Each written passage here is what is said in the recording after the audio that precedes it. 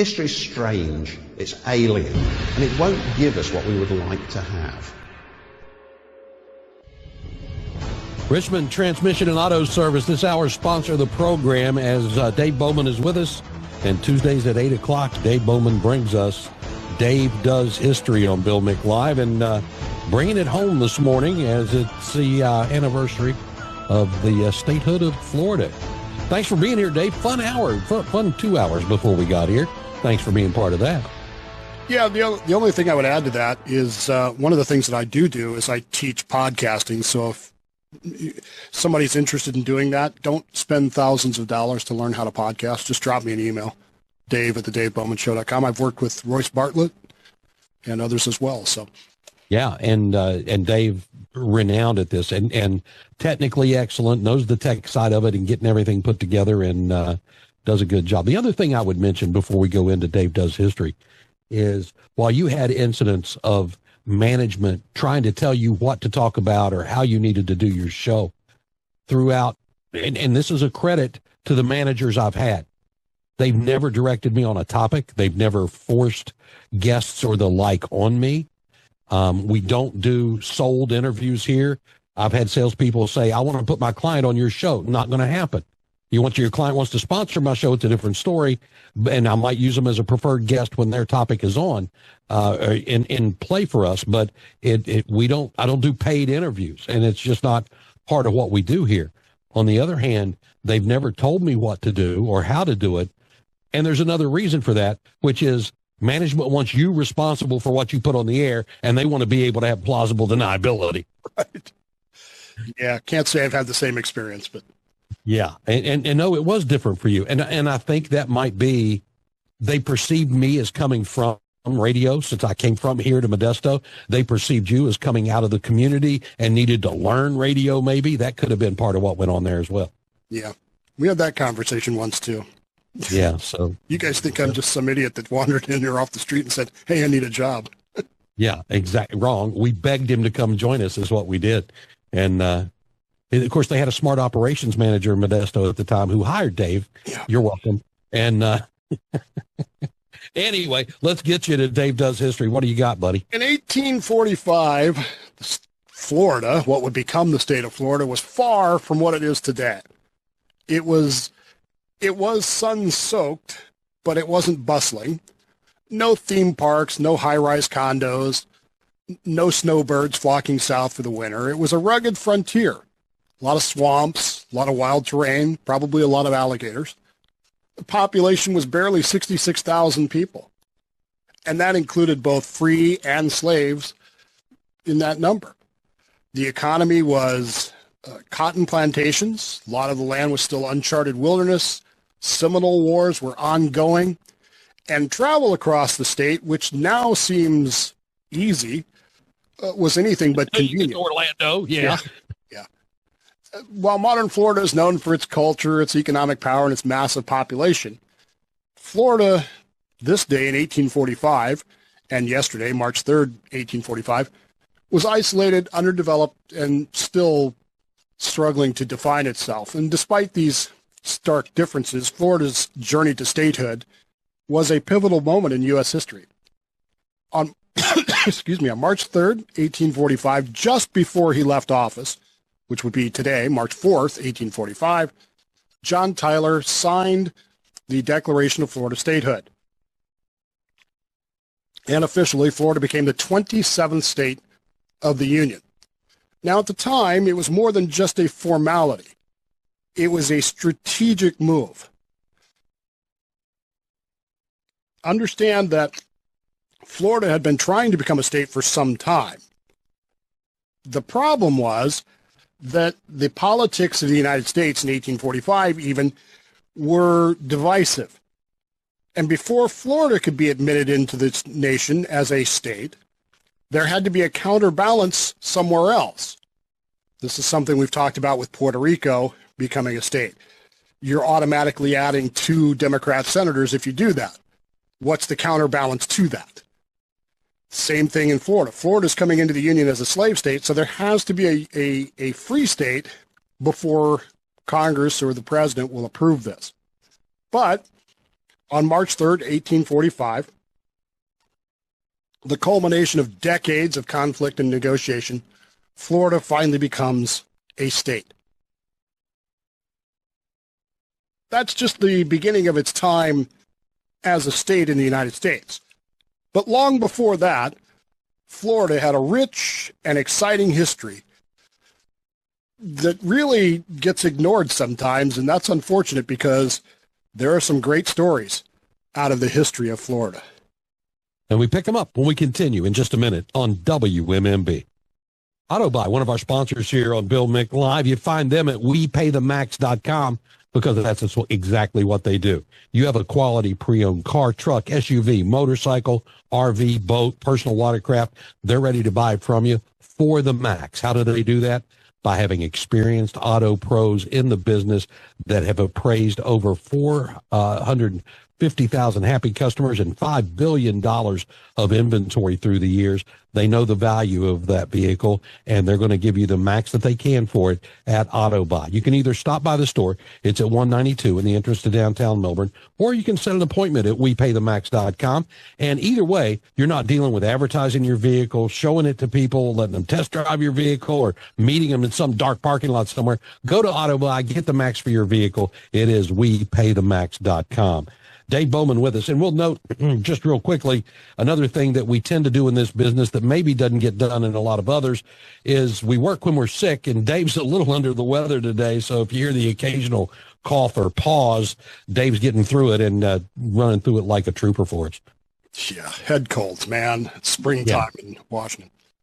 So one of the things that I really enjoy about going to school, one of the first classes I took was U.S. history, 1500 to 1865. I had a wonderful professor, and he took a different approach of things. And one of the things he did was, instead of trying to isolate every event and run things, he picked three people, and we experienced United States history through those three people.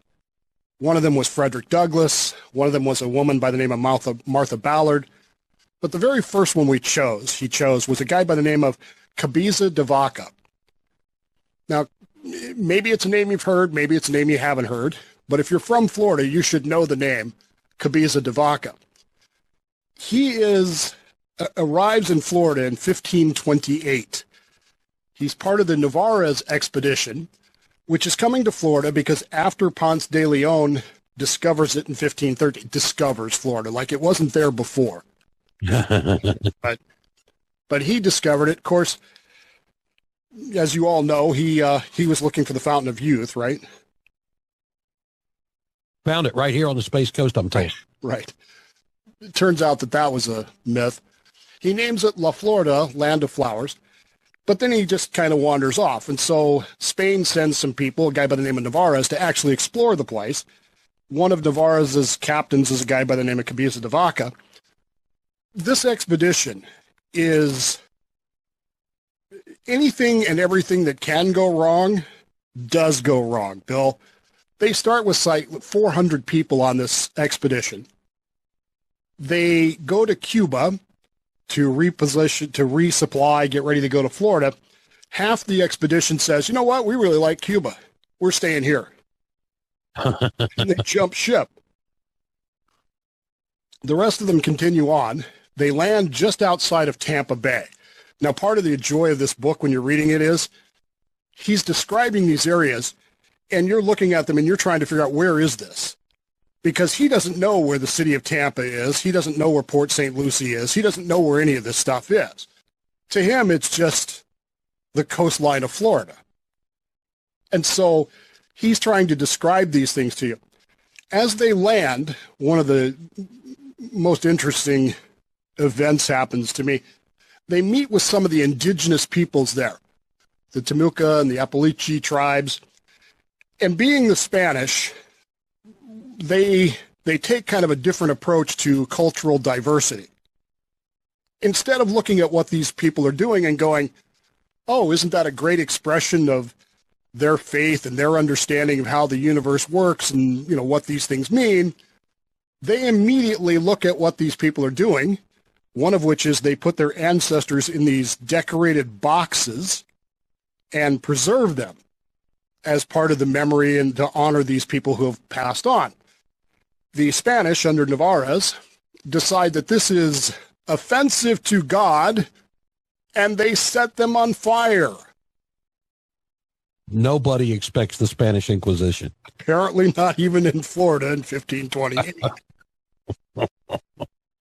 It's almost like from that point on that the Native American gods have decided that, well, you have offended us.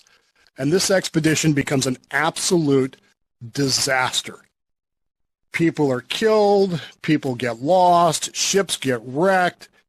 450 people set out from Spain on this expedition with Narvaez.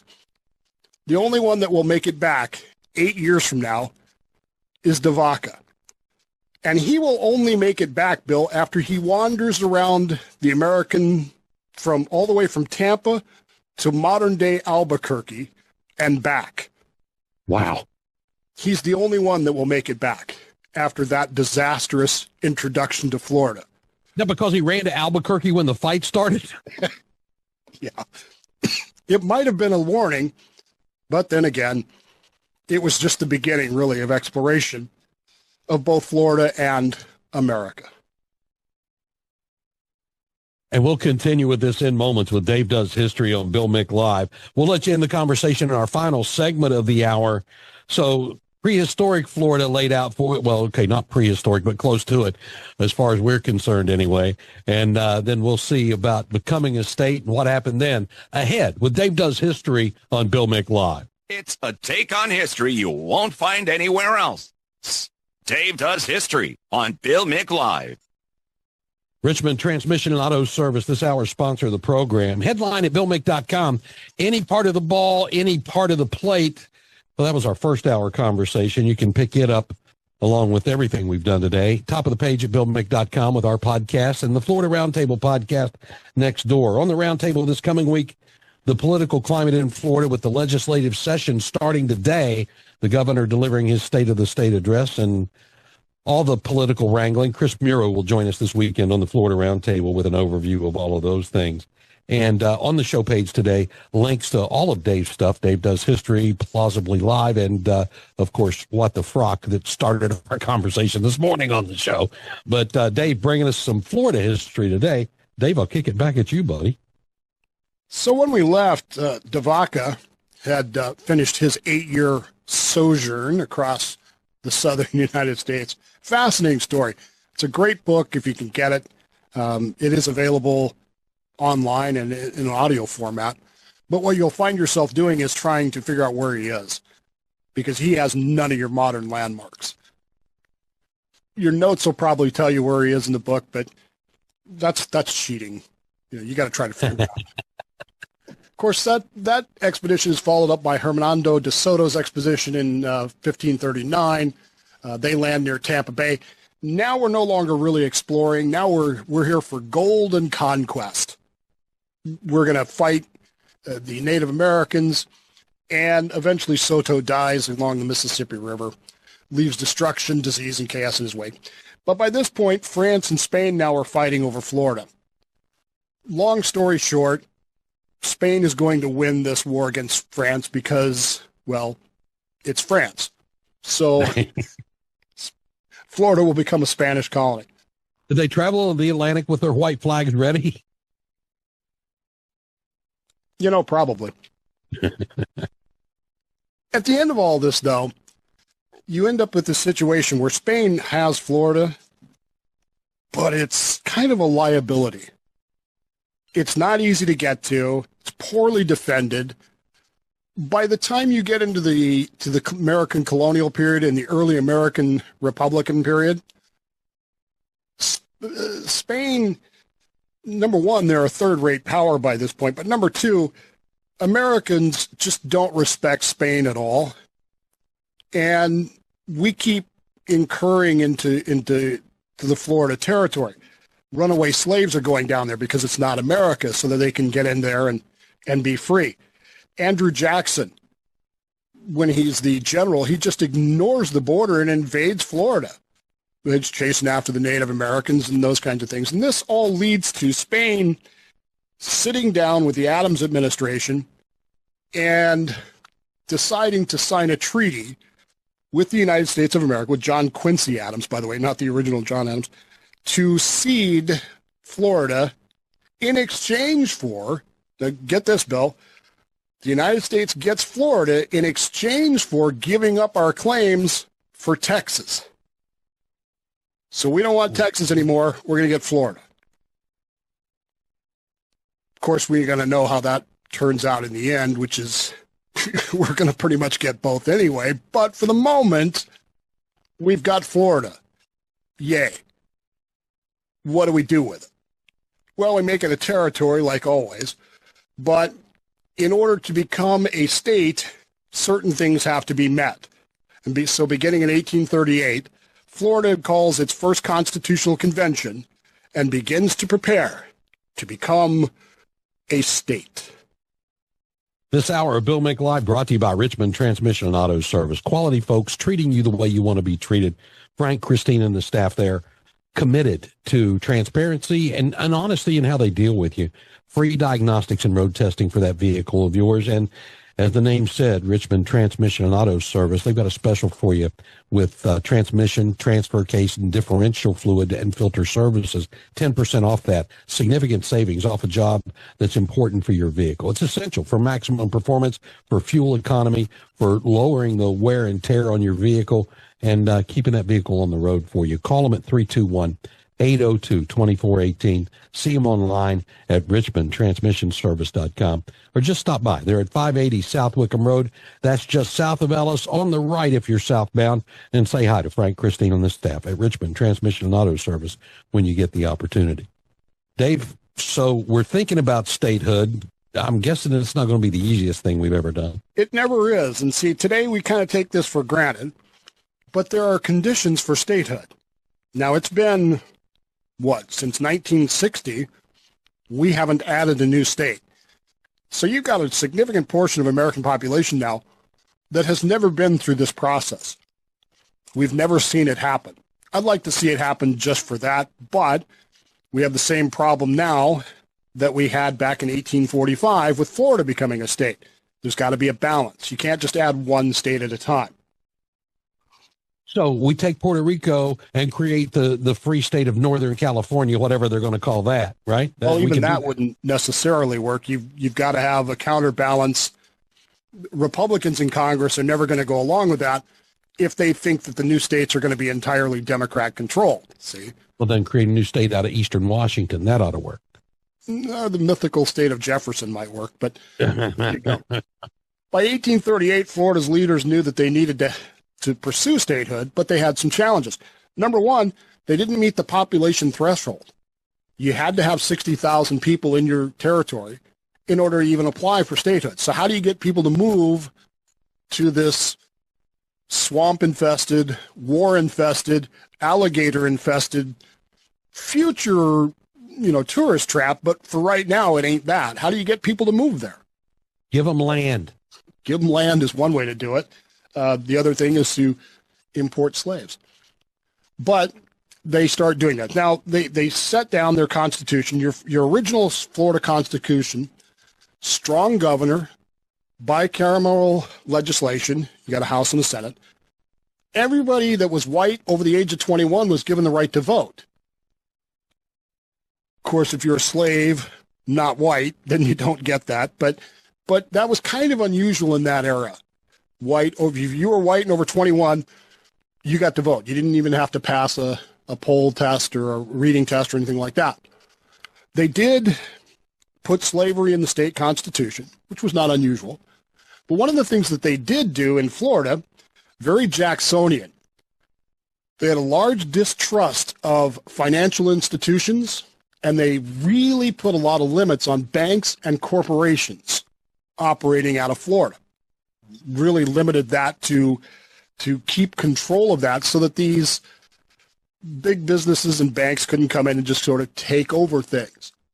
Now, Florida adopted this constitution, but the problem was, as a slave state, they weren't going to be admitted until there was a free state to counterbalance that.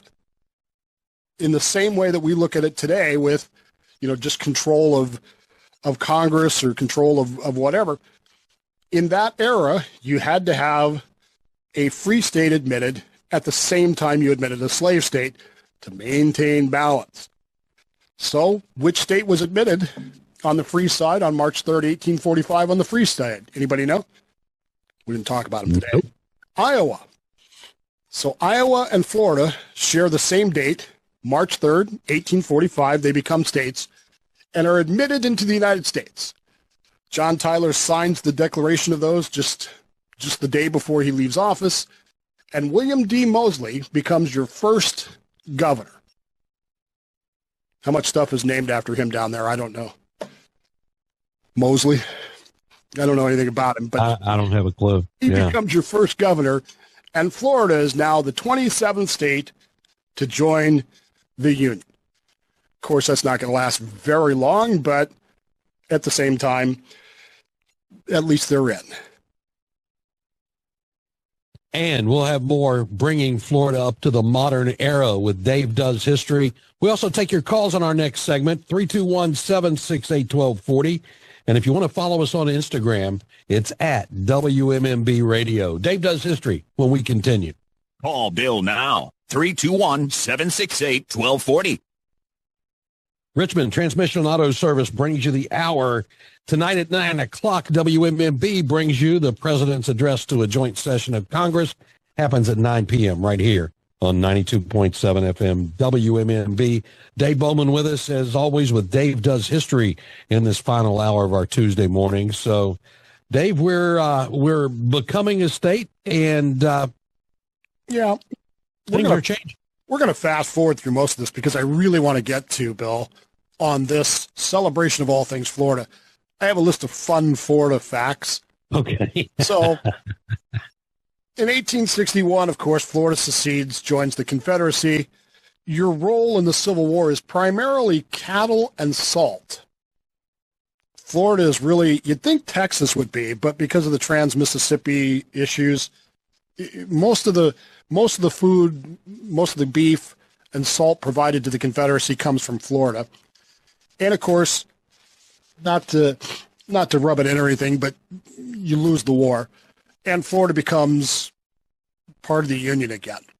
From that point on, Florida begins to boom, its economy shifts, and you end up today with the Florida that you know and love, with, Disney World, theme parks, beaches, snowbirds, and of course, WMMB, which is probably the best part of Florida.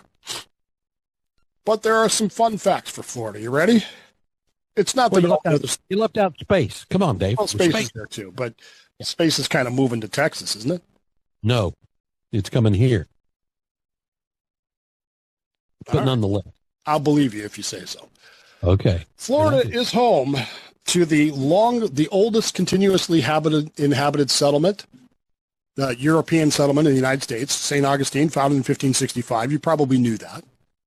Mm-hmm. It was originally Spanish, then it was British, and then it was Spanish again before we finally took it away from it. It wasn't always known, Bill, as the Sunshine State. Do you know what the original moniker was? You can probably guess. No. The Alligator State, which frankly is much cooler. It was the third state to secede from the Union in 1861, but it was only barely and peripherally involved in the Civil War. Like I said, it provided cattle and salt production. There was a battle in Florida, but that was, pretty minor. For somebody like me who grew up in the Mountain West, Florida, and this is my biggest complaint with Florida, is it's worse than Iowa. It's just flat. Do you know what the highest point in Florida is? Now, again, it's probably a waste management dump facility. Now, I'm from Colorado, where, we got 14,000-foot peaks. Yeah. The highest hill in Florida is 345 feet above sea level. By the way, that's not even as tall as Disney's Expedition Everest ride. So I believe that. It may not be a waste management center, but it is that. Florida has the only living coral reef barrier reef in the entire continental United States. It's the third longest after the Australian Great Barrier Reef and the Mesoamerican Reef. More than 1,000 people move to Florida every day, which would be reason number one not to move there as far as I'm concerned, but that's a lot of people, Bill. 400,000 people a year. Yeah. Whew. Of course, it's home to 1.25 million alligators, which is one alligator for every 17 people. And it's the Florida Everglades is the only place on Earth, the only place on the entire planet where crocodiles and alligators coexist. And if that's not the most Florida thing, chaos-wise, nothing else is. Florida's the only southern state that has 2 time zones, both eastern and central, the Panhandle. In Sarasota, it is technically illegal to sing while wearing a bathing suit. I think we should go check for violations of the law, Dave. I don't think anybody's going to beach daily. I don't think anybody's going to give you anything for it, but technically it's illegal.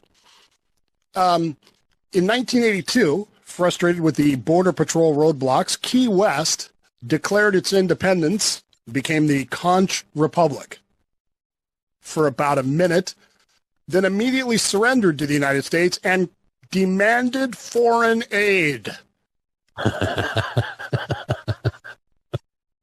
Want to know where your USAID money went? There you go. Of course, you have no state income tax, but neither do we.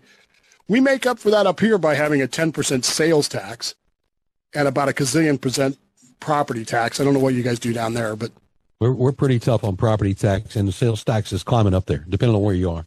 In the early 1900s, lawmakers debated moving the capital from Tallahassee to Orlando. Should have done it. So why didn't they? There's a reason why. Do you know what the reason is? Disney bought no, I don't know. What? Because Tallahassee was already built and Orlando wasn't. Yeah, that makes sense. And lawmakers weren't going to do that. Of course, you're home to NASA. You produce more oranges than any other U.S. state. 90% of U.S. orange juice comes from Florida. California actually grows more eating oranges, but you guys win the juice war. We'll take that. The first ATM designed for rollerbladers was installed in Florida because why not? Yeah, okay. Yeah, South Beach, you got to have it. Florida has the most golf courses of any state in the United States, over 1,200 of them. You're basically one giant putting green. And, of course, Gatorade was invented from Florida in 1965. I knew that, but didn't really care. Florida Man is a real thing, thanks to open public record laws. Bizarre crime stories from Florida occur almost daily. Florida Man fights off alligator with frying pan. Florida Man arrested for trying to steal a car in police station parking lot, and so on. Florida's home to Weeki Wachee, a city with a live mermaid show. Have you gone to see this yet? I have not. All right. Although we used to have a sales assistant here, and she was, in her off time, a mermaid at one such facility. So, yeah, it was if and when I get down there, we're going to have to go to Weeki Wachee Springs and see this. Okay, that'll be fun. You can legally own a pet alligator in Florida. That's insane. But if you better have the permit, you had better have the permit. You got to have a special permit, but you can own one. How do you get the alligator to sit still? Stay. You rub its belly, yeah. And just for good measure, there's an annual mullet toss competition at the Floribama Beach Bar. You can gather to throw dead fish, which are called mullets, across the state line into Alabama. Because somehow I was guessing it had to do with hillbilly haircuts. Just thinking. Why do they do this? Because it's Florida. Yeah. And we'll pick it up with your calls, 321-768-1240, when we continue in 60 seconds with Dave Does History on Bill Mick Live. Wrapping up Dave Does History on Bill Mick Live on this Tuesday morning. Let's get to the phones, Dave. Line 1. You're up. Tell me what you're thinking here. Mario, Cape Canaveral. Yeah, Mario. This is a great discussion. In terms of about the slavery in Florida, I started thinking about that, and I had run across information that actually New England was the center of slave trade, late 1700s, early 1800s, and Rhode Island was the center of slave trade of all the states. And actually, slavery was not abolished in New Jersey until 1865 after the Civil War. And I'd like you to talk about that one of these days. Thanks, Mario. Appreciate the suggestion. Dave usually throws those in the trash, but nonetheless, we'll see where it goes. We could spend days talking about Rhode Island. Rhode Island is one of the most interesting, I think it's one of the most interesting states in existence. Yes, Rhode Island is the center of the slave trade, despite its Quakerish background and despite its religious foundings. The truth is that nowhere in the United States is slavery actually abolished until after the 13th Amendment in 1865. There are some states that do away with it, but as far as the entire country is concerned, it's not officially ended until 1865 with the 13th Amendment. Was there anything particularly desirous about bringing Florida in and making it that next state? Well, I think that there's a lot of arable land, or was, I don't know if there still is or not, in Florida. Obviously, it worked well for cattle, and it wasn't as far away as, places like Texas and Oklahoma, which didn't really even exist at that point. So ranching, of course, becomes a huge thing. There are times when you almost get the impression, Bill, with a very sarcastic reading of history, you almost get the impression that, well, the only reason we really want it is because Spain has it. And we went through an era. So maybe more of a defensive acquisition than anything else. Well, it's very hard to defend Florida. It's flat. I'm at defending the rest of the country. Yeah. It strategically, I'm not sure what the ultimate value of it was, although it turns out that the Space Coast works out pretty good. So. Yeah, it does, and we're thrilled here. Line 1, you're up next on Bill Mick Live. Good morning. Good morning, Bill. This is Deep South Bob. Yeah, Bob, go ahead. Yes. Florida was very involved in the war between states, or what I call the War of Northern Aggression. Tallahassee was the only state capital that wasn't captured by the Union troops, and it was stopped at Battle of Olustee and Battle of Natural Bridge, and the battle out west, Mariana. They call it the Cradle to Grave Battalion because all the men was all fighting the other skirmishes. So, yeah, Florida was involved in the War of Northern Aggression big time.